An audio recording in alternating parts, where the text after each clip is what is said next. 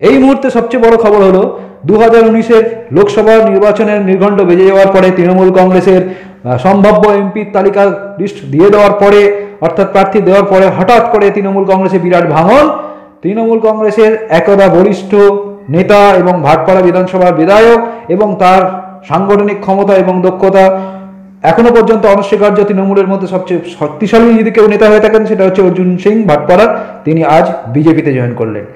বিজেপিতে জয়েন করার পরে তিনি যেটা জয়েন করেছেন, কোনো রাজনৈতিক দলের নেতা অন্য দলে যাওয়ার পরে নিশ্চয়ই আসতেই পারে, কিন্তু তিনি যে যুক্তিটা দিয়েছেন সেটা সবচেয়ে বেশি প্রশংসাযোগ্য। তিনি বলেছেন যে এয়ার স্ট্রাইক হওয়ার পরে, অর্থাৎ পুলওয়ামা বিস্ফোরণের পরে, এয়ার স্ট্রাইকের পরে মমতা বন্দ্যোপাধ্যায় যে লিস্ট চেয়েছিলেন জঙ্গি কতজন মারা গেছে, তাতে তিনি বিধ্বস্ত হয়েছেন এবং মানসিকভাবে বিপর্যস্ত হয়ে জাতীয়তাবোধের জন্য তিনি ভারতীয় জনতা পার্টিতে এসছেন।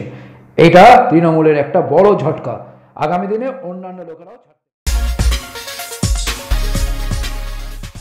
এখনকার মতো রুদ্রবার্তা শেষ হলো।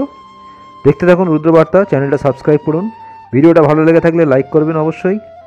সবাই ভালো থাকুন, শান্তিতে থাকুন এবং রুদ্রবার্তা রেগুলার দেখুন। ধন্যবাদ।